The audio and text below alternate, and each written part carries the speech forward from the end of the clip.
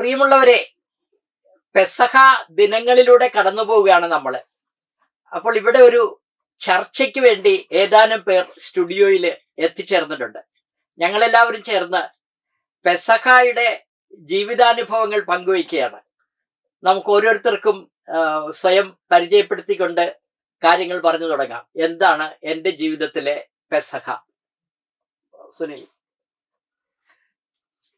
എല്ലാ ശ്രോതാക്കൾക്കും പ്രേക്ഷകർക്കും ഒക്കെ പെസഹയുടെ ആശംസകൾ ഒക്കെ ആദ്യം തന്നെ നേരുന്നു. ഇന്നത്തെ ദിവസം, നാളെ പെസഹ വ്യാഴമാണ്. ഇന്നത്തെ ദിവസം റേഡിയോ നെയ്തലിന്റെ ആഭിമുഖ്യത്തിൽ ഇങ്ങനെ ഒരു ചർച്ച, എനിക്ക് തോന്നുന്നു എന്റെ ഓർമ്മയിൽ ഇങ്ങനെ പെസഹയെ കുറിച്ച് ചർച്ച ചെയ്യുന്ന ഒരു പരിപാടി ഇതിനു മുൻപ് പ്രക്ഷേപണത്തിനായിട്ട് ഓർക്കുന്നില്ല. പെസഹയെ കുറിച്ച് വ്യത്യസ്തമായ അനുഭവങ്ങൾ പങ്കുവയ്ക്കാൻ നമ്മളെല്ലാവരും ഇവിടെ ഒരുമിച്ച് കൂടിയിരിക്കുന്നു. പെസഹ മതപരമായ ക്രിസ്തു മതത്തിന്റെ ഭാഗമായിട്ട് പഴയ വിശ്വാസം കാലം മുതൽ, പഴയ നിയമ കാലം മുതൽ ആചരിച്ചു വരുന്ന ഒരു ആചാരം, ഒരു കടന്നുപോകലിന്റെ ആചാരം, അത് തലമുറകളായി തുടർന്നു വരുന്നു. പിന്നീട് അത് ക്രിസ്തുവിലെത്തിയപ്പോൾ, പുതിയ നിയമത്തിൽ ക്രിസ്തുവിലെത്തിയപ്പോൾ ക്രിസ്തു ശിഷ്യന്മാരോടൊത്തുയർന്ന് അന്ത്യത്താഴം കഴിച്ചതിന്റെ ഓർമ്മകൾ, ഇതെല്ലാം കൂടി ചേരുന്ന ഒരു സവിശേഷ ദിവസമാണ് വിശ്വാസികൾക്ക്. ഇതുമായിട്ട് ബന്ധപ്പെട്ട ഓർമ്മകളിൽ എനിക്ക് തുടക്കത്തിൽ ഇത്രയൊക്കെയാണ് പറയാനുള്ളത്. പിന്നെ വിശദമായിട്ടുള്ള ചില പെസഹ ഒരു രസകരമായ അനുഭവമായിരുന്ന ചില മുഹൂർത്തങ്ങൾ പറയാനുണ്ട്. അത് എന്റെ സുഹൃത്തുക്കൾക്കൊന്ന് പരിചയപ്പെടുത്തിയതിനു ശേഷം ഞാൻ പറയാം. എല്ലാ ശ്രോതാക്കൾക്കും നമസ്കാരം. ഞാൻ ഷാർബിൻ സന്ധ്യാവ്. ആദ്യമേ തന്നെ പെസഹയുടെ ആശംസകൾ. അതൊരു തിരുനാളായിട്ടും കൂടെയാണ് കൊണ്ടാടുന്നത്. അതിന് ഏറ്റവും ആദ്യം ആശംസ പറയേണ്ടത് സേവറച്ചനോട് തന്നെയാണ്. കാരണം പൗരോഹിത്യം സ്ഥാപിച്ച ഒരു ദിവസം കൂടെയാണ്. അപ്പൊ അതുകൊണ്ട് അത് എല്ലാ പ്രീസ്റ്റിന്റെയും ദിവസമാണ്. എല്ലാ വൈദികരുടെയും ദിവസമാണ് അന്നത്തെ ദിവസം എന്ന് വേണമെങ്കിൽ പറയാം. അന്ന് ആഘോഷമാണല്ലോ. നോൻപിന്റെ കാലത്തിലൂടെ ഇങ്ങനെ വളരെ മെലങ്കോളിക്കായിട്ട് ഇങ്ങനെ കടന്നു വന്നിട്ട് അന്നത്തെ ദിവസമാണ് അൾത്താരയില് പൂക്കളൊക്കെ വെച്ച് രാജകീയ വസ്ത്രമൊക്കെ ധരിച്ച് പുരോഹിതര് ബലിയർപ്പിക്കുന്ന ഒരു കാഴ്ചപ്പാട് നമ്മളിങ്ങനെ കാണാറുണ്ട്. എന്ന് വെച്ചാല് ആഘോഷിക്കേണ്ട ദിവസമാണ് പെസഹ. ഇപ്പോ സുനിൽ സാറ് പറഞ്ഞതുപോലെ ആ വാക്കിന്റെ അർത്ഥം തന്നെ കടന്നു പോവുക എന്നതാണ്. അപ്പോ പലതിൽ നിന്നും ഉള്ളൊരു കടന്നുപോക്കൽ, അതാണ് അതുകൊണ്ട് ഉദ്ദേശിക്കുന്നത്. ഇപ്പോ എനിക്ക് തോന്നുന്നു പല വിഭാഗങ്ങളിലും ഇതിന്റെ ഒരു കൾച്ചർ, ഒരു ഡിഫറൻസ് പൊതുവെ കാണാറുണ്ട്. നമ്മുടെ ഒരു ലത്തിൻ കത്തോലിക്ക സമുദായത്തിൻ്റെതാണെങ്കിലും അല്ലെങ്കിൽ സിറിയൻ സമുദായത്തിൻ്റെതാണെങ്കിലും ഒക്കെ ഇതിന്റെ ആചാരാനുഷ്ഠാനങ്ങളിൽ ചില വ്യത്യാസങ്ങൾ കാണുന്നുണ്ട്. അപ്പോ ആ രീതിയിൽ ഞാനതിനെ എപ്പോഴും കണ്ടിട്ടുണ്ട്. പ്രത്യേകിച്ച് നമ്മളിപ്പോ ഒരു തീരദേശ ആയതുകൊണ്ട് ഇവിടെ ഉള്ളൊരു കൾച്ചർ എന്ന് പറയുമ്പോൾ എനിക്ക് കുറെ കൂടെ വൈകാരികത ഭയങ്കരമായിട്ട് ഉള്ളൊരു സംഭവമാണ്. അപ്പോ ആ രീതിയിൽ നമ്മുടെ ആചാരങ്ങളും അനുഷ്ഠാനങ്ങളും ഒക്കെ അത്രത്തോളം ഒരു ഡെപ്തിലേക്ക് പോകുന്നതായിട്ട് ഞാൻ കണ്ടിട്ടുണ്ട്. ബാക്കി നമുക്ക് ചർച്ച പറയാം. ഞാൻ ജോസ് ആന്റണി.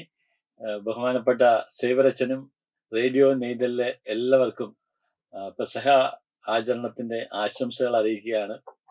ഇവിടെ ബഹുമാനപ്പെട്ട സുനിൽ സാറും ഷാർബിൻ സാറും തുടങ്ങി വെച്ച ആശയങ്ങള് പെസഹായുടെ ആചരണവുമായി ബന്ധപ്പെട്ട ദൈവശാസ്ത്രപരമായിട്ടുള്ളതും ബിബ്ലിക്കലായിട്ടുള്ളതുമായ ചില സംഗതികളാണ് അവര് തുടങ്ങി വെച്ചത്. തീർച്ചയായിട്ടും ഇത് ബഹുമാനപ്പെട്ട സേവറച്ചൻ പറഞ്ഞതുപോലെ കത്തോലിക്ക സഭയിലെ പൗരോഹിത്യത്തിന് തുടക്കം കുറിച്ച് സ്ഥാപനം നടത്തിയതിന്റെ ഒരു തുടക്കം കുറിച്ചതിന്റെ ഒരു വലിയൊരു ഓർമ്മ പുതുക്കലാണ്. ഇതിനെ നമ്മൾ പെസഹ ത്രിദിനങ്ങൾ എന്നാണ് വിളിക്കപ്പെടുന്നത്. നമ്മൾ ശ്രദ്ധിച്ചാൽ മനസ്സിലാകും, പെസഹ ദിനത്തിലെ ദിവ്യബലി തീരുമ്പോൾ മറ്റ് ദിവ്യബലി തീരുന്നത് പോലെയല്ല.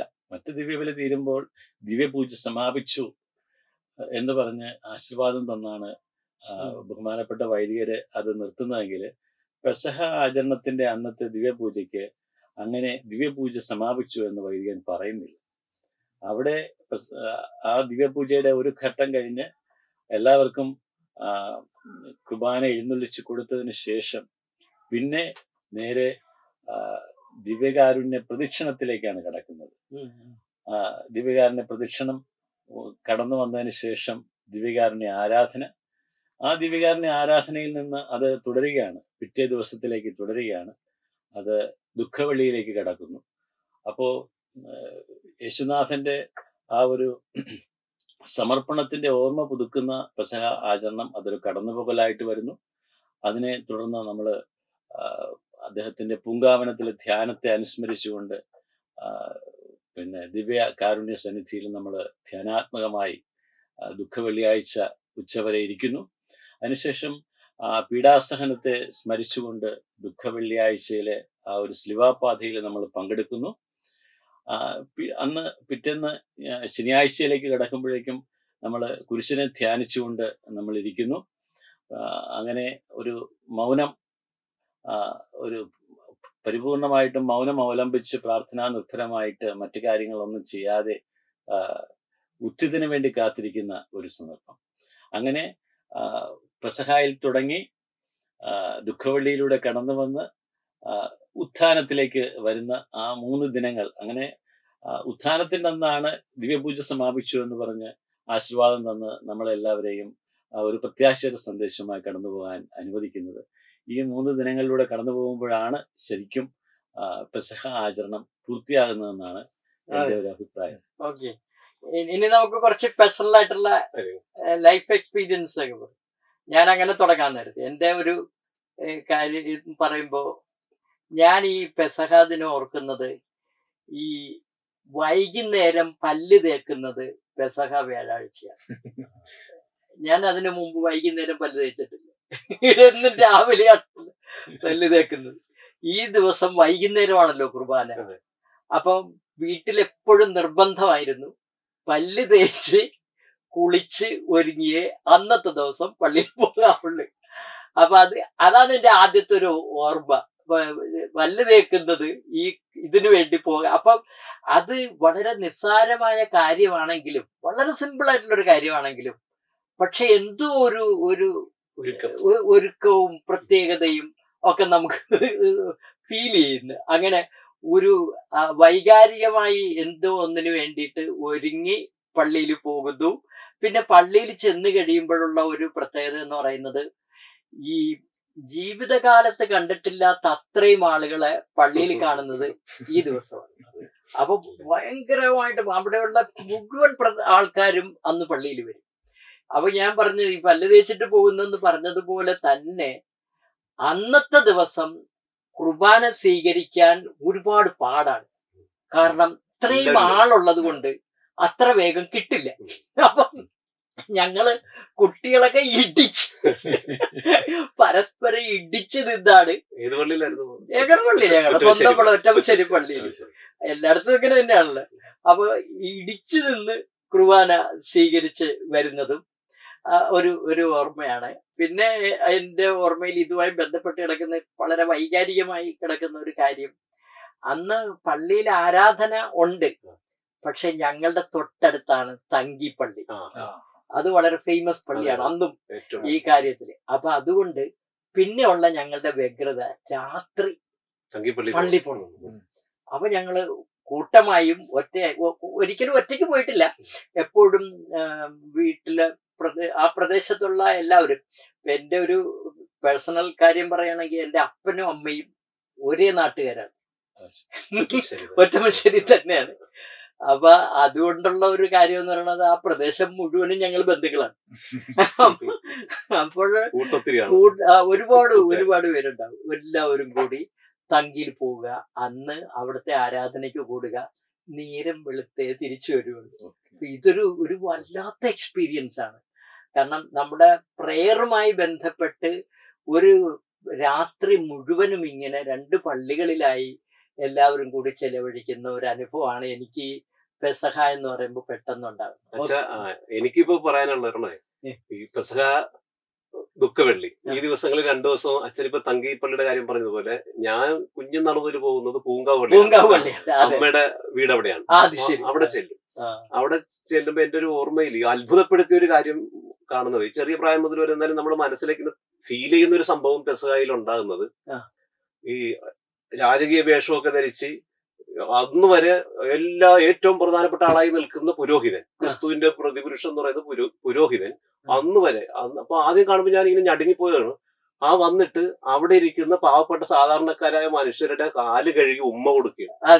അപ്പൊ അത് കണ്ടപ്പോഴേ എനിക്കിങ്ങനെ ഭയങ്കര അത്ഭുതം. ഏറ്റവും ചെറിയ എന്താണ് അമ്മയോട് ചോദിച്ചാൽ അപ്പൊ പെസഹായിൽ ആദ്യം ഞെട്ടിപ്പോയൊരു സംഭവം ഇതാണ്. അച്ഛൻ ഇത്രയും വലുതായിട്ട് നമ്മൾ ഇങ്ങനെ കണ്ടിരുന്ന പുരോഹിതൻ അവിടെ നമുക്ക് പരിചയമുള്ള ചേട്ടന്മാരുടെ ആളുകളെയൊക്കെ സാധാരണക്കാരായ ആളുകൾ, കൽപ്പണിക്കാരാണ് അവിടെ അധികം, നമുക്കറിയാവുന്ന ജോണിയേട്ടൻ, പല പല ആൾക്കാർ, അവരെയൊക്കെ ഇരുത്തിയിട്ട് കുലിഞ്ഞ് അവരുടെ കാല് കഴുകി തുടച്ച് ഉമ്മ കൊടുക്കും. അപ്പൊ അത് ഈ പെസഹായിലെ ഏറ്റവും നമ്മൾ ഞടുക്കി കളഞ്ഞതും പിന്നെ അതന്ന് ഇതെന്താ അച്ഛമ്മ ഇല്ലാതെ കാലും. അപ്പൊ അമ്മ പറഞ്ഞു ഇത് യേശു പണ്ട് ഇങ്ങനെ ശിഷ്യന്മാരുടെ കാല് കഴുകി വിനയത്തിന്റെ എളിമയുടെ മാതൃക കൊടുത്തതാണ്. ഏറ്റവും ഉയർന്നവനാകാൻ ആഗ്രഹിക്കുന്നതിന് ഏറ്റവും എളിമ കാണിക്കണം എന്നൊക്കെ പറഞ്ഞ ആ സംഭവങ്ങളൊക്കെ പറഞ്ഞു തന്നു. ഇപ്പൊ അതിന്റെ അർത്ഥമൊക്കെ മനസ്സിലാകുന്നുണ്ടെങ്കിൽ അന്നിങ്ങനെ ഞെട്ടിപ്പോയി ഓർമ്മ അച്ഛമ്മ ഇങ്ങനെ ചെയ്യുന്നു. അപ്പൊ വിനയത്തിന്റെ ഏറ്റവും ഉദാത്ത മാതൃകയുടെ ഒരു ആവർത്തനം ഓരോ പെസഹയിൽ നടക്കുന്നു. മാർപ്പാപ്പ മറ്റൊരു കാര്യം കൂടി ചെയ്തു. അത് വളരെ ലോകം മുഴുവൻ ശ്രദ്ധിച്ചതാണ്. കാൽകഴുകൽ ശുശ്രൂഷയ്ക്ക് സ്ത്രീകളെ കൂടി ഉൾപ്പെടുത്താമെന്ന് പറഞ്ഞു. അതൊക്കെ വലിയൊരു വിപ്ലവമാണ്. വലിയൊരു സാമൂഹിക, സാംസ്കാരിക, മതപരമായ ഒരു വിപ്ലവം തന്നെയാണ്. സ്ത്രീകളെയൊക്കെ ഇതിൽ നിന്ന് ഇങ്ങനെ അകറ്റി നിർത്തിയിരുന്നവരിൽ മാറിയിട്ട് സ്ത്രീകളെ കൂടി കൊണ്ടുവന്ന് അവരെ ഇരുത്തി പെസഹയിലെ ഏറ്റവും മഹത്തായ ഒരു മുഹൂർത്തം ഈ സാധാരണക്കാരായ തൊഴിലാളികളുടെ മനുഷ്യരെയൊക്കെ കാല് കഴുകി പുരോഹിതൻ ഉമ്മ കൊടുക്കുന്ന ആ മുഹൂർത്തമാണെന്ന് എനിക്ക് തോന്നുന്നു. ഞാനിത് പറഞ്ഞപ്പോ പെട്ടെന്ന് ഓർക്കണ ഒരു കാര്യമായി. ഇപ്പൊ തന്നെ നമ്മുടെ കോർപ്പറേറ്റ് മാനേജ്മെന്റിലെ വിൽസൺ സാർ എന്റെ മുറിയിലുണ്ടായിരുന്നു. അദ്ദേഹം വന്നിട്ട് പറഞ്ഞ ഒരു കാര്യം, ശ്രീകുമാരൻ തമ്പി ഒരു കാര്യം പറഞ്ഞു അത്ര. ഞാൻ ഒരുപാട് ഗുരുക്കന്മാരെ കണ്ടിട്ടുണ്ട്. എല്ലാ ഗുരുക്കന്മാരോടും എനിക്ക് സ്നേഹവും ആദരവും ഉണ്ട്. പക്ഷെ ഞാൻ യേശുക്രിസ്തുവിനെ കാണുന്ന യേശു ആയ ആ ഗുരു മാത്രമാണ് തന്റെ പ്രിയപ്പെട്ട ശിഷ്യന്മാരുടെ കാൽപാദങ്ങൾ കഴുകുന്നത്. ഞാൻ വേറെ ഒരു ഗുരുവിനും കണ്ടിട്ടില്ല. ഇതൊരു അസാധാരണത്വമുള്ള ഒരു കാര്യമാണ്. അതുകൊണ്ട് എനിക്ക് ഒരു ഗുരുവേ ഉള്ളൂ, അത് യേശുക്രിസ്തു എന്ന് പറഞ്ഞ ഈ ഒരൊറ്റ കാര്യം. അത് ഞാനിപ്പോ എന്റെ മുറിയിൽ വന്ന സാറ് പറഞ്ഞത് ഞാൻ ഓർത്തെടുക്കാൻ സാറിന്റെ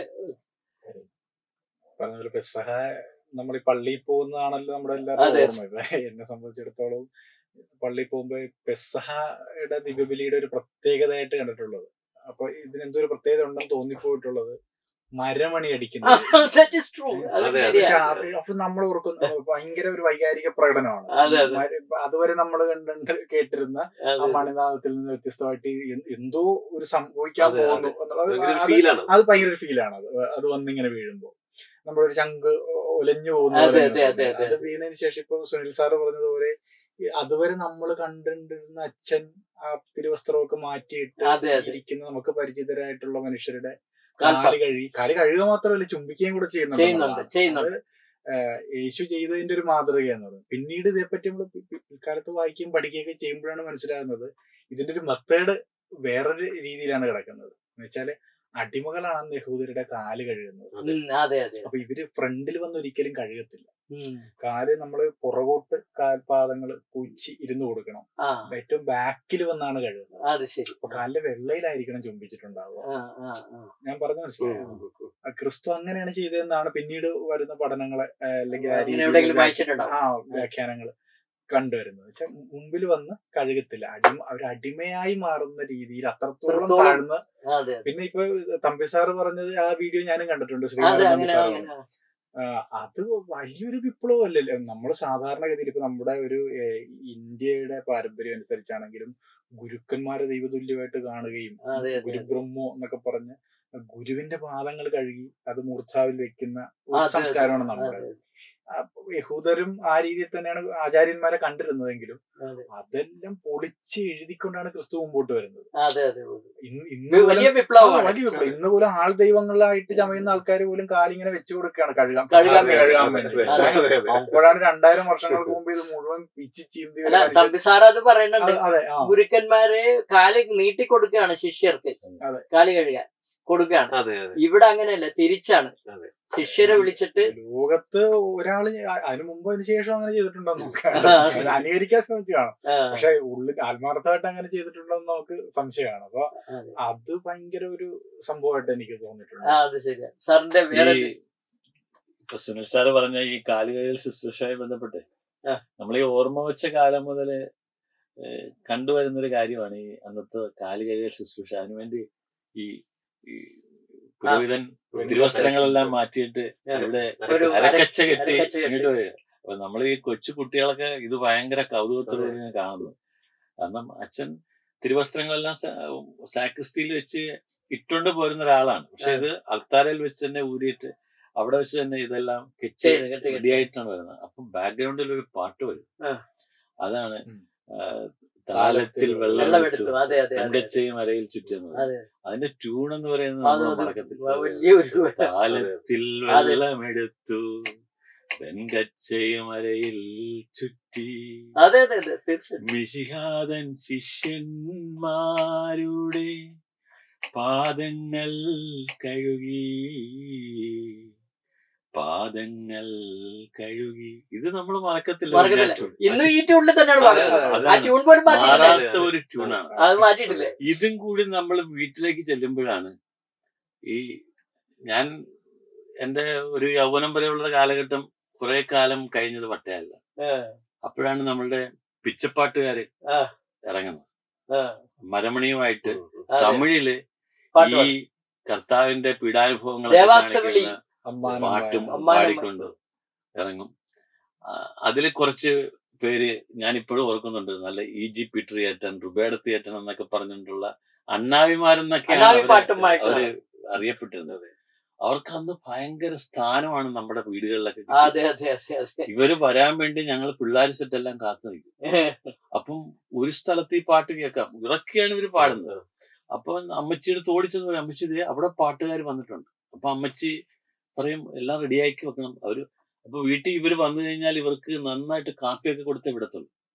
അപ്പച്ചൻ കുറച്ച് ലിയോ തെറ്റിന്റെ സ്കൂളില് ഇത് കേൾക്കാത്ത കുറെ സാറന്മാരെ വിളിച്ചോണ്ട് വരും പട്ടായൽ. അപ്പൊ ഇവരെല്ലാം വീട്ടിൽ വന്ന് കാത്തിരിക്കുകയാണ് ഈ ടീം വരാൻ വേണ്ടി. അപ്പൊ ഇവര് പോവാൻ നേരത്ത് ഇവരിൽ ഏതെങ്കിലും വന്നിട്ട് സാറന്മാര് 2-3 ഡൗട്ട് ചോദിക്കും. അപ്പൊ ഈ പീറ്ററിയേട്ടന്റെ നേതൃത്വത്തിൽ അവിടെ ഇരുന്ന് ഇത് വിശദീകരിച്ചു കൊടുക്കും. വളരെ ഭംഗിയായി ഈ സാറന്മാര് അന്ന് രാത്രി ഇത് പഠിപ്പിച്ചു കൊടുത്തിട്ടാണ് ഇവർ പോകുന്നത്. അപ്പം എനിക്ക് വന്നൊരു നഷ്ടബോധം എന്ന് പറഞ്ഞാൽ പിന്നീട് ഞാൻ ഈ ടൗണിലേക്ക് മാറി താമസിച്ചതിന് ശേഷം ഇത് കിട്ടിയിട്ടില്ല. ഈ ഏരിയയിലെങ്ങും അതുപോലെ തന്നെ അമ്മാന വായന അമ്മ തന്റെ എന്ന് പറഞ്ഞിട്ട് തുടങ്ങുന്ന ആ മനോഹരമായ ട്യൂൺ. ഇതൊക്കെ ഇപ്പൊ നമ്മള് എവിടെ യൂട്യൂബിൽ നിന്നൊക്കെ കേൾക്കുന്ന ഒരവസ്ഥയിലേക്ക് ഇത് മാറിയിട്ടുണ്ട്. ഇങ്ങനെ ഒരു ചിന്ത എന്റെ മനസ്സിലൂടെ ഈ പെസഹയുമായി ബന്ധപ്പെട്ട് അപ്പം മുറിക്കൽ, നമ്മുടെ വീട്ടിൽ വന്നിട്ടുള്ള അപ്പം മുറിക്കലും എല്ലാം അതിനുശേഷം നടക്കുന്ന കാര്യങ്ങളാണ്. പക്ഷെ ഈ പറഞ്ഞ ഒരു നഷ്ടബോധം ഇന്ന് അവശേഷിക്കുന്നു. അതിൽ നിന്ന് പോകുന്നു ഈ കലകൾ.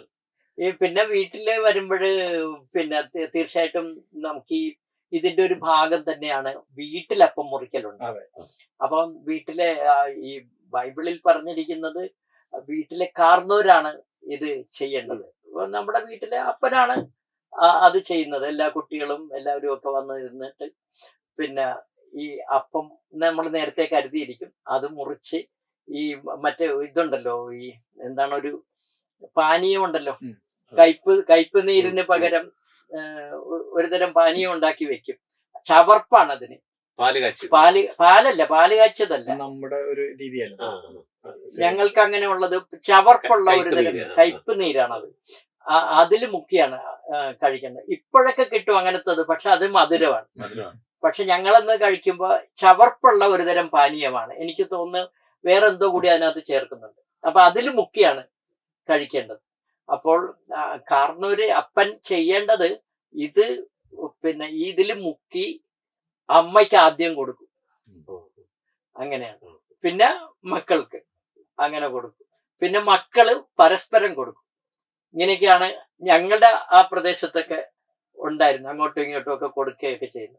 ഞാൻ പിന്നെ കുറച്ച് വലുതായി കഴിഞ്ഞ് ഞാൻ അച്ഛനായതിനു ശേഷമൊക്കെ ഞങ്ങള് പള്ളികളിൽ ഇങ്ങനെ ചെയ്യാറുണ്ട്. കൊയറിന്റെ ടീമിനെയൊക്കെ വിളിച്ചിട്ട് എല്ലാവർക്കും ഇങ്ങനെയൊക്കെ കൊടുക്കും, പാട്ടുകാർക്കൊക്കെ കൊടുക്കുകയൊക്കെ ചെയ്യും. അപ്പൊ അത് പള്ളിക്ക് പുറത്ത് ഇങ്ങനെ ഇതിന്റെ ഒരു ആചാരം ബാക്കി ഉണ്ടാകാറുണ്ട് മിക്കപ്പോഴും. വീടുകളിലും സ്ഥാപനങ്ങളിലും ഒക്കെ ആയിട്ട് ഇങ്ങനെ ഈ അപ്പം മുറിക്കൽ ഒരു പ്രത്യേക അനുഭവമായിട്ട് ഉണ്ട്. പെസഹ വ്യാഴാഴ്ച രാത്രിയിലെ മറ്റൊരു മറക്കാനാവാത്തൊരു കാഴ്ച അത് ഈ പൂങ്കാവ് പള്ളിയിലാണ്. പൂങ്കാവ് പള്ളിയിലെ അത്ഭുതകരമായ ദീപക്കാഴ്ച ലക്ഷക്കണക്കിനാണ് ആ നിലവിളക്ക് അവിടെ ഇങ്ങനെ കത്തുന്നത്, നിരത്തി കത്തുന്നത്. അപ്പൊ അതിപ്പോ ഓരോ വർഷം ആളുകൾ കൂടി വരുന്നത്, അത് കാണാൻ വേണ്ടി ആളുകൾ വരുന്നത്, അതിന്റെ ഉദ്ഘാടകരായിട്ട് വരുന്നത് തന്നെ ഇപ്പൊ വലിയ വലിയ ആളുകൾ. ഈ വർഷം മമ്മൂട്ടിയാണ് വന്നത്. മമ്മൂട്ടി വന്ന വർഷമായിരുന്നു ഏറ്റവും കൂടുതൽ ആള്. പിന്നെ അതിന് തമാശ പറയും, മമ്മൂട്ടി പോയപ്പോ കുറെ ആളുകൾ പോവുകയും ചെയ്തു. ഭയങ്കര ആളായിരുന്നു. അങ്ങനെ അത്രയും പ്രശസ്തരായ ആളുകളൊക്കെ വന്ന് ആ ദീപക്കാഴ്ച ഉദ്ഘാടനം ചെയ്യുന്നു. എന്നിട്ട് ജാതിക്കും മതത്തിനൊക്കെ അതീതമായിട്ട് എല്ലാ ആളുകളും വരികയാണ്. വിളക്കിടാനായിട്ട് എല്ലാവരും വന്നിരിക്കുന്നു. അവിടെ വന്ന് വൈകുന്നേരം അവിടെ വന്ന് വിളക്കിട്ട് പ്രാർത്ഥിച്ചാൽ അവരുടെ കാര്യങ്ങളൊക്കെ അവരുടെ വിശ്വാസമാണ്. അങ്ങനെ ഒത്തിരി ദൂരത്തുനിന്ന് കേരളത്തിന്റെ പുറത്തുനിന്ന് പോലും ഒക്കെ ആളുകൾ വന്ന് ചെയ്യുന്ന കാഴ്ചയാണ്. ഞാൻ ഇടയ്ക്ക് ഒരു കാര്യം പറയാം, നല്ല രസമുള്ളൊരു കാര്യമുണ്ട്. അതായത് ഈ പൂങ്കാവ് പള്ളിയില് രാത്രി മുഴുവനുമായിരുന്നു ഇത്. ആദ്യകാലത്ത് ദീപക്കാഴ്ചയും ആരാധന നേരം വെളുക്കുന്നവര്. അപ്പോൾ പിന്നെ ഈ ബിഷപ്പ്, കൊച്ചിൻ ബിഷപ്പ് ഒരു ഓർഡർ ഇട്ട് 12 മണിക്ക് ശേഷം ആരാധന പാടില്ല എന്നിട്ട്. ഇപ്പൊ അത് കൊച്ചിൻ ബിഷപ്പ് മാത്രമല്ല, ലാറ്റിൻ ഡയസിസിൽ മൊത്തം 12 മണിക്ക് ശേഷം ആരാധന വേണ്ട, പിന്നീട് രാവിലെ മതി എന്നായി. അപ്പൊ ഈ പൂങ്കാവ് ഇതൊരു പ്രശ്നമാണ്. ലക്ഷക്കണക്കിന് ആൾക്കാരാണ് നിൽക്കുന്നത്. അപ്പൊ പൂങ്കാവത്തെ വികാരി അച്ഛൻ ഇത് എങ്ങനെ കൈകാര്യം ചെയ്യുന്ന അറിയാൻ പാടില്ല. അപ്പൊ ഞാനൊക്കെ അന്ന് കൊച്ചച്ഛന്മാരുടെ കൂട്ടത്തിലുള്ള അച്ഛനാണ്. ഞാനന്ന് പിന്നെ കാട്ടൂർ പള്ളിയിലെ അസിസ്റ്റന്റ് വികാരിയാണ്. അപ്പൊ ഞങ്ങളെ കുറച്ചു പേരെ ഈ പൂങ്കാവിലെ അച്ഛൻ വിളിച്ചു. എന്നിട്ട് പറഞ്ഞ്, നിങ്ങൾ ഞങ്ങളെ ഒന്ന് സഹായിക്കണം. അതെന്താന്ന് ചോദിച്ചാൽ, ഈ ഇവിടെ 12 മണിക്ക് ശേഷം പാടില്ലെന്നാണ് പറഞ്ഞേക്കണം, ആരാധന പാടില്ല. പക്ഷെ അത് ഓവർകം ചെയ്യാൻ ഞങ്ങൾക്ക് നിയമം തെറ്റിക്കാൻ പാടില്ല, ആളുകൾ പോകത്തുമില്ല. അപ്പൊ നമുക്കൊരു കാര്യം ചെയ്യാം, ഒരു കുരിശിന്റെ വഴി അങ്ങ് നടത്താം. ആരാധനയില്ല, ആൾക്കാരവിടെ തന്നെ നിൽക്കും. അപ്പൊ ഓരോ സ്റ്റേഷനും നിങ്ങൾ പ്രസംഗിക്കണം. ഞാൻ, രാജനച്ഛൻ, അങ്ങനെ 2-3 പേര് പുള്ളി വിളിച്ച്, എന്നിട്ട് പറഞ്ഞ് നേരം വെളുക്കാതെ ഈ ആരാധന ഈ കുരിശിന്റെ വഴി തീരെ. അപ്പൊ ഞങ്ങള് കുറച്ച് അച്ഛന്മാരും കൂടി ഇരുന്നിട്ട് നേരം വെളുക്കുന്നവരെ പ്രസംഗിക്കണം. മണിക്കൂറുകളുണ്ട്. ഞങ്ങളിങ്ങനെ ഇരുന്ന് ഒരുങ്ങി. അപ്പൊ ഇതിനിടയിൽ തമാശയുള്ള ഒരു കാര്യം കൂടി ഉണ്ട്. തമാശക്ക് ഉള്ളത്, ഈ 3 പ്രാവശ്യം കർത്താവ് വീഴുന്നുണ്ട്. അപ്പൊ ഒരച്ഛൻ പറയും ഇത് ഭയങ്കര വീഴ്ചയാണെന്നൊക്കെ പറയും. രണ്ടാമത്തെ ആള് വന്നിട്ട് പറയാണ് അതല്ലായിരുന്നു രണ്ടാമത്തെ വീഴ്ച,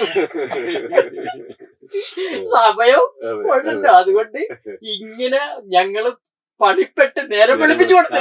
ആ ഒരു സംഭവം കൂടി വാസ്തവത്തിൽ നിങ്ങൾക്കൊരു കുരിശിന്റെ വഴി തന്നെയായിരുന്നു. ഞങ്ങൾക്ക് കുരിശിന്റെ വഴിയല്ലായിരുന്നു, ഞങ്ങൾക്കൊരു തമാശ എന്ന് പറഞ്ഞാല് ഞങ്ങൾക്കും ഒരു പ്രത്യേക അനുഭവമാണല്ലോ. അതായത് നേരം വെളുക്കുന്നവര്, അതിപ്പോ സാധാരണ ഞങ്ങളൊക്കെ ഞങ്ങൾ കൊച്ചന്മാര് പ്രസംഗിക്കാൻ പോകുമ്പോ അത്രയും പറയാൻ പാടില്ലെന്നാണ് പറയുന്നത്. ഇതങ്ങനെയല്ല, നിർത്തരുത്, പ്രസംഗം നിർത്തരുത്, നേരം വെളുക്കുന്നവരെ. അപ്പൊ ഞങ്ങൾക്ക് അതൊരു കുരിശിന്റെ വഴിയല്ല, പക്ഷെ ഞങ്ങൾക്ക് അതൊരു രസകരമായ ഒരു അനുഭവം. പക്ഷെ വേറൊരു കാര്യമുള്ളത്, നമുക്ക് കിട്ടുന്ന ഒരു പ്രോത്സാഹനം എന്ന് പറയുന്നത്, എന്റെ സാറേ ഗ്രൗണ്ട് നിറഞ്ഞാണ് ആൾക്കാർ നിൽക്കുന്നത്, ലക്ഷക്കണക്കിന് ആൾക്കാരാണ് നിൽക്കുന്നത്. ഇത്രയും പേര് നമ്മൾ പറയുമ്പോ അത് കേൾക്കുകയാണ്. അപ്പൊ ഈ നേരം വെളുക്കുന്നത് ഒരു ആൾക്കാർ ജാഗ്രത, കാരണം അവർക്കും ഉറക്കമില്ല, അവർക്ക് ഉറങ്ങാൻ എത്തിച്ചുകൊണ്ടിരിക്കുകയില്ലേ. ഒരു ഭയങ്കര എക്സ്പീരിയൻസ് ആണ്. എനിക്കത് ഓർമ്മയിൽ ഉള്ള ഏറ്റവും വലിയൊരു എക്സ്പീരിയൻസ് ആയിട്ട് ഇപ്പോഴും ഉണ്ട്. ഓക്കെ, തുടർന്നു. അപ്പൊ ഈ നിലവിളക്ക് കത്തിക്കുന്നതായിട്ട് ബന്ധപ്പെട്ട് കുട്ടികളായിരുന്ന സമയത്ത് അവിടെ ഇങ്ങനെ നമ്മൾ സങ്കടപ്പെടുന്ന ഒരു കാര്യം, ഇപ്പൊ ഈ നിലവിളക്ക് കത്തിക്കാനിരിക്കുന്നവരുടെ ലക്ഷ്യം എത്രയും പെട്ടെന്ന് ഈ എണ്ണ നേർന്ന എണ്ണ കത്തി തീർത്തിട്ട് പോരുക എന്നുള്ളത്. അമ്മയുടെ അനിയത്തിമാരാണ് ഈ നേർച്ച നേരുന്നത്. എന്റെ അമ്മ അത് നേരത്തില്ലായിരുന്നു കേട്ടാ. അമ്മ വൈകുന്നേരം ഈ പെസഹാക്ക് പോയാലും ഈ എണ്ണ കത്തിക്കാൻ നിൽക്കത്തില്ല. അമ്മ ചെന്നിട്ട് കുർബാന സ്വീകരിച്ച് പ്രാർത്ഥിച്ചു പോരും. ബസ്സുകാരുടെ കുർബാന സ്വീകരിച്ചു പോരും. അതെ. ഉറക്കം നിന്ന് എണ്ണ കത്തിച്ചിട്ട് കാര്യമൊന്നുമില്ല എന്നൊക്കെ പറഞ്ഞ് അമ്മച്ചി അനിയത്തിമാരൊക്കെ വഴക്കറിഞ്ഞിട്ട് പോരും. അപ്പൊ അവര് പറയും, ആന്റിമാര് പറയും, ചേച്ചിക്ക് വിശ്വാസമില്ല, കുഴപ്പമില്ല, ഞങ്ങൾ ഇതിന് കത്തിച്ചോളാം. അപ്പൊ ഞങ്ങൾ ആന്റിമാരുടെ കൂടെ ഇരിക്കും. അത് ശരി. ആന്റിമാരുടെ മക്കള് പല സ്ഥലത്ത് കണ്ണൂരിന്നും കൊല്ലത്തുനിന്നൊക്കെ വരും. വന്നേക്കട്ടെ. ഞങ്ങൾക്കൊരു രസമാണ് അപ്പൊ. അതാണ്. അങ്ങനെ ഇരുന്ന് ഈ പിള്ളേരെ എണ്ണ തീർക്കാനൊക്കെ ഏൽപ്പിക്കുന്നത്. അപ്പൊ ഒരു വിധത്തിൽ ഇങ്ങനെ ഇരുന്ന് ഈ തിരി നീട്ടി വെക്കാനായിട്ട് പച്ച കീർക്കലൊക്കെ ഉണ്ട്. അതൊക്കെ വെച്ച് ഇങ്ങനെ ഒരു വിധത്തിൽ, അത് നമ്മുടെ തീരാൻ പോകുന്നു, എണ്ണ തീരാൻ പോകും, കുഞ്ഞാന്റിയുടെ തീരാൻ പോകുന്നു, മണിയാന്റിയുടെ എണ്ണ തീരാൻ പോകുന്നു, അല്ലെങ്കിൽ വല്യാന്റിയുടെ എണ്ണ തീരാൻ പോകുന്നു. തീരാൻ പാടില്ല. ഈ നേർച്ച നേർന്ന എണ്ണ തീർന്ന് നമുക്ക് പോരാ. അങ്ങനെയാണ്. ഇപ്പൊ 1 കിലോ നേർന്നവർക്ക് 1 കിലോ കത്തി കഴിയുമ്പോൾ പോരാ. ഓ, അപ്പൊ ഇവിടെ ഇരിക്കുന്നവർക്ക് ഈ നേർച്ച എണ്ണ തീർത്ത് കഴിഞ്ഞാൽ പോരാൻ പറ്റും. അല്ലാതെ പോരാൻ. അപ്പൊ നമ്മളിങ്ങനെ ഒരു വിധത്തിൽ കുപ്പി തീരാൻ പോകുന്ന പറഞ്ഞ് ഇരിക്കുമ്പോഴായിരിക്കും ഈ പള്ളിയിലെ വോളണ്ടിയർമാര് ചേച്ചിമാര് അവര് കൊണ്ടുവന്ന് എണ്ണ കൊണ്ടുവന്നിരിക്കും. അവിടെ നേരിട്ട് അച്ഛന്മാർക്ക് പള്ളിയിൽ കൊണ്ട് നേർച്ചക്കാർ കൊടുക്കും. അവരുണ്ട്. അയ്യോ ചേച്ചി അങ്ങനെ രസകരമായി തീരത്തില്ല. ഈ അച്ഛൻ പറഞ്ഞല്ലോ നേരം വിളക്കുന്നവരെ ഇങ്ങനെ ഇരിക്കുന്നത്. എന്റെ വീടിന്റെ അടുത്തും ആണ് പൂങ്കാവള്ളി, എന്റെ വീടിന്റെ അടുത്താണ്. അപ്പൊ ഈ കസാടിയന്ത്രങ്ങൾക്ക് പലപ്പോഴും പൂങ്കാവള്ളിലാണ് കൂടുതലും പോകാറുള്ളത്. അപ്പൊ ഈ പ്രത്യേകതയൊക്കെ ഉള്ളത് കൊണ്ട് തന്നെയാണ് പോകുന്നത്. അപ്പൊ അതില് ഏറ്റവും വലിയൊരു പ്രത്യേകതയായിട്ട് തോന്നിയിട്ടുള്ളത് ഈ പറഞ്ഞ കുരിശിന്റെ വഴിയുടെ കാര്യം പറഞ്ഞുകൊണ്ടാണ് ഞാനത് പറയാൻ കാരണം. അവിടുത്തെ കുരിശിന്റെ വഴിക്ക് ഒരു പ്രത്യേകതയുണ്ട്. എല്ലാ വർഷവും ഓരോരോ കുരിശിന്റെ വഴിയാണ് അവിടെ. ഓരോ തരത്തിലുള്ള അത് എഴുതുന്നത് ഒരാളാണ്. ജിമ്മി സാറിന്റെയും ഫാദർ ബോബിയോസ് കട്ടിയാടിന്റെയും അപ്പൻ ജോസ് പി കട്ടിയാട് ഏതാണ്ട് 60 അദ്ദേഹം മരിക്കുന്നത് 60 തവണ അദ്ദേഹം എഴുതിയിട്ടുണ്ട്. എനിക്ക് തോന്നുന്നു ഒരു പ്രമേയമാണ്. ആ ഒരു പ്രമേയം ഈ 60 ടൈപ്പിൽ എഴുതാൻ ഇന്നത്തെ മഹാകവി നമ്മൾ വിശേഷിപ്പിക്കുന്ന കുമാരനാശാന് സാധിക്കുമെന്ന് എനിക്ക് സംശയം. കാരണം അത് എന്ത് ഭംഗിയായിട്ടാണ് എഴുതുന്നതെന്നറിയാം. ഓരോ രംഗങ്ങളും ഞാൻ കുറെ കളക്ട് ചെയ്ത് വെച്ചിട്ടുണ്ട്. ഇപ്പോഴും എന്റെ ഇരിപ്പുണ്ട്. അപ്പൊ ഒന്ന് കർത്താവ് അച്ഛൻ വീഴ്ചയുടെ കാര്യം പറഞ്ഞു. വീഴുന്നത് അദ്ദേഹം എഴുതുന്നത് ഇങ്ങനെയാണ്: താരാപഥത്തിലെ മുത്തേ വന്നീ പാരിൽ നിപതിച്ചതെന്തേ, ആരിതിൻ കാരണമെന്ന് ഞാൻ ആരോട് ചോദിച്ചറിയും. യേശു വീഴുന്ന ഒരു സംഭവമാണ്. അതിനെ ഇത്ര കാവ്യാത്മകമായിട്ട് വളരെ ഭംഗിയായിട്ടാണ് അദ്ദേഹം അങ്ങനെ. അത് മാത്രമല്ല ട്യൂണും എല്ലാം വ്യത്യസ്തമാണ്. പുതിയ അതും നല്ല വരികള്, നല്ല വരികൾ കിട്ടിയ പിന്നെ എളുപ്പമായി. അതെ. അപ്പൊ അങ്ങനൊരു രീതി കൂടെ അവിടെ ഉണ്ട്. പിന്നെ ഇപ്പൊ സാറ് പറഞ്ഞ ഒരു പിച്ചപ്പാട്ട് എന്ന് പറയുന്ന രീതി, ഇതും ഞാനും കൊച്ചിലെ കൗതുകത്തോടു കൂടെ കണ്ടു തന്നിട്ടുണ്ട്. പിന്നീടും അതേപ്പറ്റിയും പഠിച്ചു വരുമ്പോഴാണ് മനസ്സിലാകുന്നത് അത് ഈ ഒരു തീരദേശത്ത് മാത്രമുള്ള, പ്രത്യേകിച്ച് നമ്മുടെ ആലപ്പുഴ എല്ലാ കടൽ തീരത്തും ഇല്ല ഇത്, എല്ലാ ലറ്റിൻ ബെൽറ്റിലും ഇല്ല ഇത്. ഈ ആലപ്പുഴ ഭാഗത്താണ് കൂടുതലായിട്ട് കണ്ടുവരുന്നത്. അതിന് പിന്നീട് മനസ്സിലാക്കാൻ കഴിഞ്ഞത് ഈ ഇവിടുത്തെ ഒരു ബുദ്ധ പാരമ്പര്യത്തിന്റെ ഒരു പിന്തുടർച്ചയാണ്. പിച്ചപ്പാട്ട്, ബുദ്ധ ഭിക്ഷുക്കളാണ് വീട് തോറും ഗാനങ്ങൾ ആലപിച്ച് നിൽക്കുന്നത്.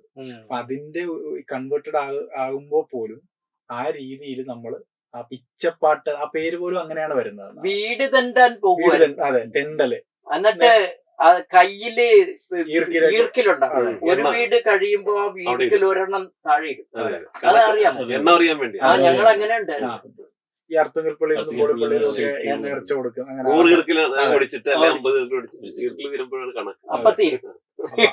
അങ്ങനെ ഒരു സംഭവം ഞാൻ ഓർക്കുന്നുണ്ട്. ഇതിനിങ്ങനെ ഒരു പാരമ്പര്യം കൂടെ കിടപ്പുണ്ട് നമ്മുടെ ഇടയിൽ. ഒരു ബുദ്ധ ജൈന അങ്ങനെയാണ് ഈ പിച്ച പാട്ടുകൾ വരുന്നത്. പിന്നെ ഈ പറഞ്ഞ അമ്മാനം വായന, ദേവാസ്തവിളി, അതിന്റെ പാരമ്പര്യം ഭയങ്കരമാണല്ലോ. ഫ്രാൻസിസ് സേവ്യർ ആണ് എസ്റ്റാബ്ലിഷ് ചെയ്തതെന്നാണ് പറയുന്നത് നമ്മുടെ ഇടയിൽ. ഇപ്പൊ അത്തരം സംഘങ്ങൾ കുറഞ്ഞു വരുന്നു. പുതിയ ജനറേഷൻ അതിൽ ആകൃഷ്ടരാകുന്നില്ല ആ ഒരു കൾച്ചർ നിലനിർത്താനായിട്ട്. ഞങ്ങൾ ഇന്ന് ഞങ്ങളുടെ ഈ ആഴ്ചയില് ഈ ദേവാസ്തവിളി, പിന്നെ പുത്തൻപാന, ഇതേ കുറിച്ചൊക്കെ കുട്ടപ്പനാശാനെ വിളിച്ചുകൊണ്ട് വന്ന് എല്ലാവർക്കും അദ്ദേഹത്തിന്റെ അച്ഛനാണ് അതിൽ പ്രസിദ്ധൻ, റാഫേൽ ആശാനാണ്. കുട്ടപ്പനാശാൻ ഭംഗിയായിട്ട് പറയും, നന്നായിട്ട് പറയും, പാടുകയും. ഈ ഒരു രസകരമായ സംഭവം ഓർക്കുന്നത്, ഈ ദേവാസ്തവിളി എന്ന് പറയുമ്പോൾ നമ്മളെ വല്ലാതെ ഭയപ്പെടുത്തുന്ന ഓർമ്മയാണ് അതുമായിട്ട് ബന്ധപ്പെട്ടത്. രാത്രി 12 മണിക്കൊക്കെയാണ് ഇത് ആളൊഴിഞ്ഞ ശ്മശാനങ്ങളിലും കാടുകളിലും മരപ്പറമ്പുകളിലും ഒക്കെ പോയാണ് ആൾക്കാർ ഇത് വിളിക്കുന്നത്. അപ്പൊ ഇതിന്റെ മണിയടി കേൾക്കുമ്പോൾ നമ്മൾ അഥവാ ഉണർന്നിരിക്കുകയാണെങ്കിൽ, അപ്പൊ ഞാനിപ്പോ ഓർക്കുന്നു എന്റെ ഗ്രാൻഡ് മദർ പറയും, കണ്ണടച്ച് കിടന്നു. പൈശാചിക ബാധകളെ ഒഴിപ്പിക്കുന്ന പ്രാർത്ഥനയാണ്. ഇല്ലാത്ത കാലച്ചകളും നിലവിളിയൊക്കെ കേൾക്കുന്നത്. അപ്പൊ നമ്മളിങ്ങനെ പേടിച്ച് പുതപ്പിന് താഴെ കിടക്കും. ഇത് വിളിക്കാൻ പോയൊരു സംഘത്തിനൊരു സംഭവം വെച്ചത്, അവര് ഇങ്ങനെ വിളിക്കണം. ഇത് വിളിക്കുമ്പോ പുറകോട്ട് തിരിഞ്ഞു നോക്കരുതെന്നാണ്. നോക്കിക്കഴിഞ്ഞാൽ ഭീകരരൂപികളൊക്കെ കാണുമെന്നൊക്കെ ഒരു പഴമക്കാരിങ്ങനെ പറയാറുണ്ട്.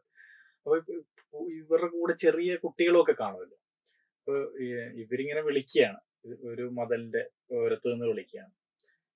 ഇവര് വിളിച്ച് ഈ ഇതിന്റെ ഒരു ഭീകരാന്തരീക്ഷം ഇങ്ങനെ വന്നുകൊണ്ടിരിക്കുന്ന സമയത്ത് ഈ മതിലിന്റെ മുകളിലൊരു പൂവൻകോഴി ഇരിപ്പുണ്ടായിരുന്നു. ഇത് കൂവി കുറയുന്ന ആരോ ചിതറി അങ്ങ് ഓടിയൊരു അങ്ങനെ ഒരു സംഭവം. ഈ പെസഹ അപ്പവുമായി ബന്ധപ്പെട്ടുണ്ട ഒരു കാര്യം എന്ന് പറയുന്നത്, അതിലും കുറെയൊക്കെ മാറ്റങ്ങൾ വന്നു കഴിഞ്ഞു. പണ്ട് നമ്മുടെ വീടുകളിലൊക്കെ ഉണ്ടാക്കുന്ന അപ്പം തന്നെയായിരുന്നു അത്. നമ്മുടെ ആ പഴയ പിതിരപ്പം സ്റ്റൈലില്, വട്ടയപ്പ സ്റ്റൈലില് നമ്മളെ ഉണ്ടാക്കി. അപ്പൊ അതിനുവേണ്ടി ഞാനിപ്പോഴും ഓർക്കുന്നുണ്ട്, എന്റെ അമ്മാമ്മയൊക്കെ ഇത് പുറത്തുനിന്ന് ഒന്നും മേടിച്ചില്ല, വീട്ടിൽ തന്നെ അരി ഇടിച്ച് റെഡിയാക്കി ആണ് അവര് ഈ അപ്പം ഉണ്ടാക്കുന്നത്. എത്ര പ്രാവശ്യമാണെന്നറിയാമോ ഇത് അരിച്ച് റെഡിയാക്കി എടുത്ത് അതിനുവേണ്ടി ഉണ്ടാക്കുന്നത്. അപ്പം നമ്മളിങ്ങനെ പിള്ളേർ നോക്കിയിരിക്കുകയാണ് ഈ പെസഹ അപ്പം ഉണ്ടാക്കിയെടുക്കുന്ന ആ ഒരു പരിപാടി. അത് കഴിഞ്ഞ് കുറെ കാലം പിന്നിട്ട് കഴിയുമ്പോഴേക്കും നമ്മള് പെസഹ അപ്പം ഇപ്പം മേടിക്കുന്ന ഒരു അവസ്ഥയിലേക്ക് മാറിയിട്ടുണ്ട്. എന്നാലും നമുക്കിപ്പോ ആശ്വസിക്കാവുന്ന ഒരു കാര്യം, എല്ലാ വീട്ടുകാരും പെസഹ അപ്പം മുറിക്കുന്നുണ്ട്. ഇപ്പൊ എല്ലായിടത്തും അത് ഉറപ്പായിട്ട് അങ്ങനെ ഒരു ആചാരം പോലായി വീടുകളിൽ ഇത് മുറിക്കുന്ന ഒരു. ഈ പെസഹാപ്പത്തിന് ഇങ്ങനെ ഒരു പേര് പറയുമല്ല, ഈ പെസഹാപ്പത്തിന് കുരുത്തോല കൊണ്ട് INRI അപ്പൊ ഇവര് കൂട്ടി വായിച്ചു പറയും ഇൻട്രി INRI ചേർത്ത് അങ്ങനെ പറയുന്നുണ്ട്.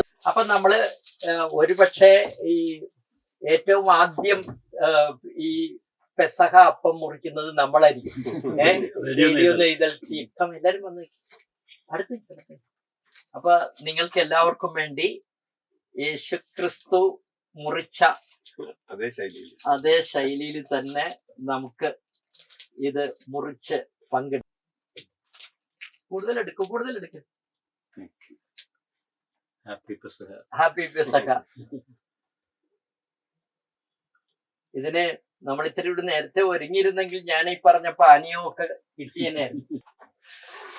അപ്പോൾ നമുക്ക് തുടരാം. ജോസാൻ സാർ ഇടയ്ക്കൊന്ന് മാറുമെന്ന് പറഞ്ഞിരുന്നല്ലോ. അപ്പം ഏതായാലും പെസഹ പുതിയ കാലഘട്ടത്തിലേക്കും വളർന്ന് വരുന്നതാണ് നമ്മൾ കാണുന്നത്. ഈ ദിവസങ്ങളിൽ നമ്മുടെ കൊമ്മാടിപ്പള്ളിയിൽ കുറച്ച് ചെറിയ ചില മാറ്റങ്ങൾ ഞങ്ങൾ വരുത്തുന്നുണ്ട്. ചെല്ലുന്നിടത്ത് അങ്ങനെയാണല്ലോ. അതിന്റെ അല്ല, ഈ നോയമ്പ് കാലം, പിന്നെ തപസ് കാലം എന്നൊക്കെയാണ് നമ്മൾ എഴുതി വെച്ചത്. ഞാനത് മാറ്റി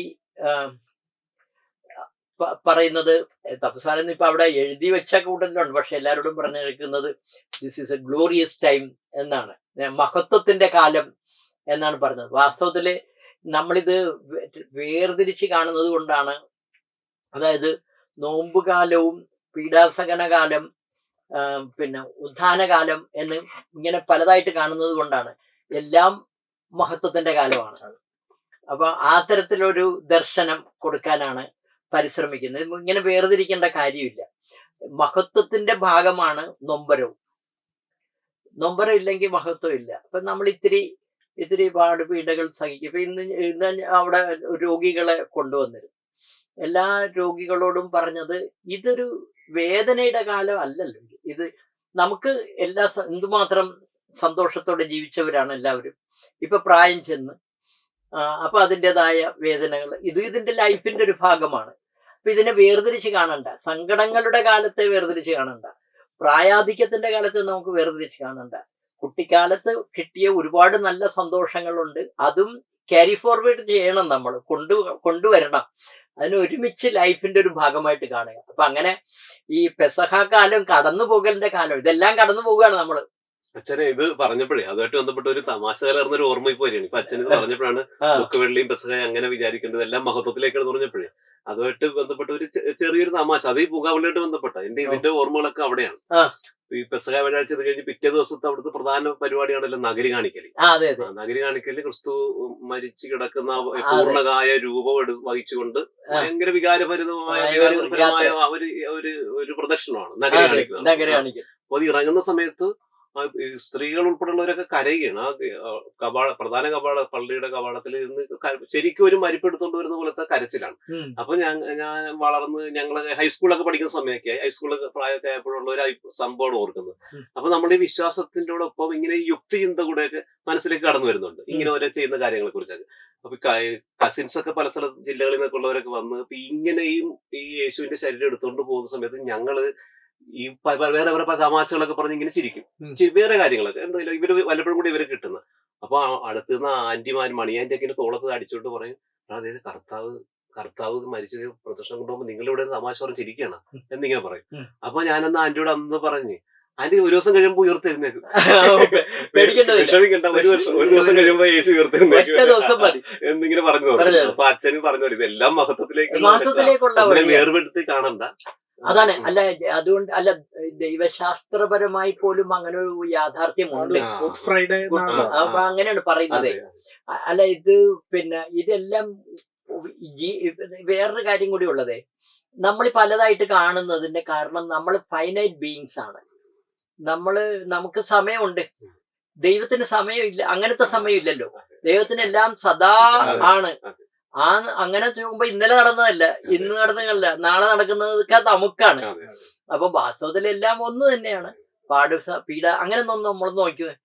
പണ്ട് സി രാധാകൃഷ്ണൻ ഇങ്ങനെ വിദേശത്ത് മലയാളി അസോസിയേഷന്റെ മീറ്റിങ്ങിന് പോയിട്ട് വന്നിട്ട് ഈ പ്ലെയിനിൽ വന്നിറങ്ങി, കൊച്ചിയിൽ വന്നിറങ്ങി ഇതിന് ശേഷം പുള്ളി എഴുതിയ കൂട്ടത്തിൽ എഴുതി, ഈ എന്താണ് മൊത്തക്കാഴ്ചയാണ് മോക്ഷം എന്നും പറഞ്ഞ് എഴുതി.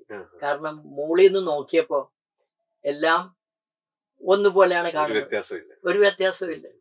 ഈ പിന്നെ നെടുമ്പാശ്ശേരിയുടെ മുകളിൽ പ്ലെയിനിൽ നിന്ന് നോക്കിയപ്പോ അവിടെ വെള്ളമുണ്ട്, സകല കാര്യമുണ്ട്, പക്ഷെ എല്ലാം ഒരുപോലെ ഇരിക്കുന്നു, എല്ലാം ഒരുപോലെ ഇരിക്കുന്നു. അത്രേ ഉള്ളൂ. ഈ സ്വർഗഭൂലോകങ്ങളും ദുഃഖ സന്തോഷങ്ങളും എല്ലാം, ഭൂമിയിൽ എന്തെല്ലാം വ്യത്യാസങ്ങളുണ്ട്.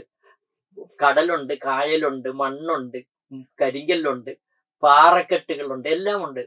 മുകളിൽ നിന്ന് നോക്കിയാൽ എല്ലാം ഒന്നാണ്, സകലതും ഒന്നാണ്.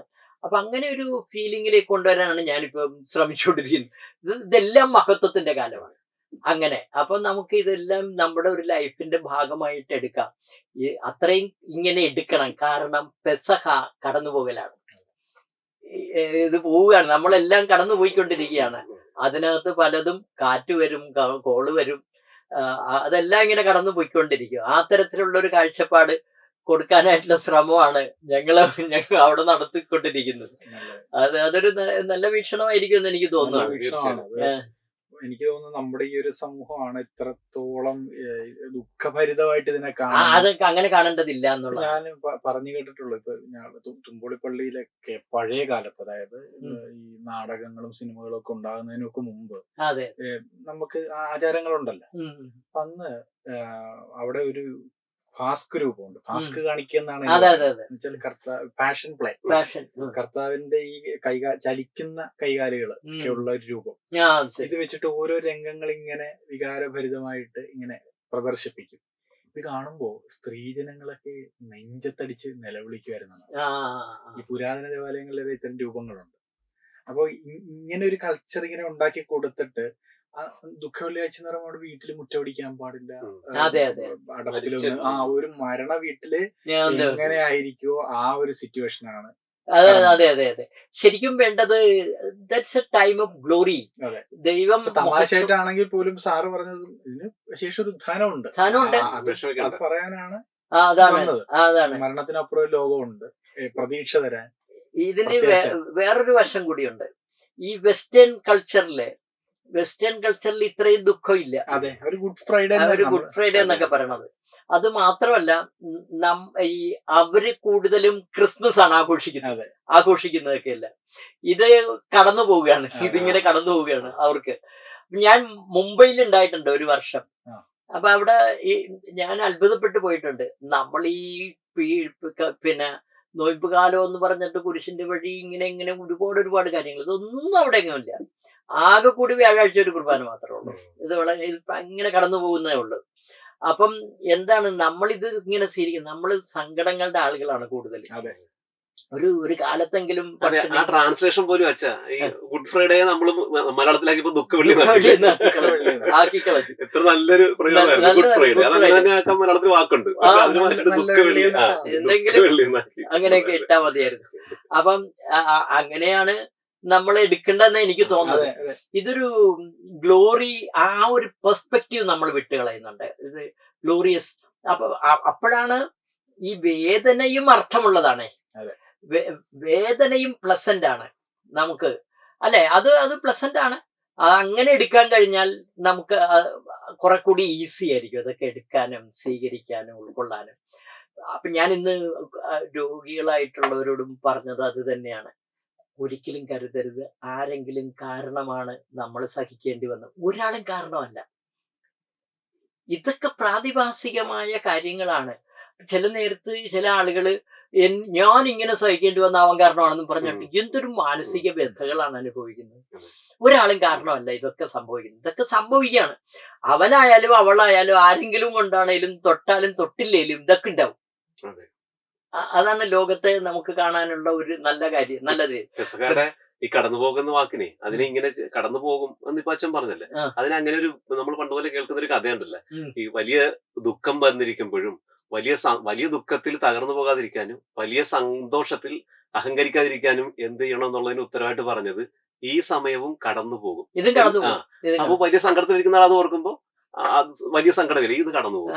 വലിയ സന്തോഷത്തിൽ അഹങ്കരിച്ചിരിക്കുന്ന ആൾ അപ്പോൾ ഇത് ഓർക്കുകയാണ്, ഇതും കടന്നു പോകും. ഈ എപ്പോഴും ഇങ്ങനെ ആയിരിക്കത്തില്ല.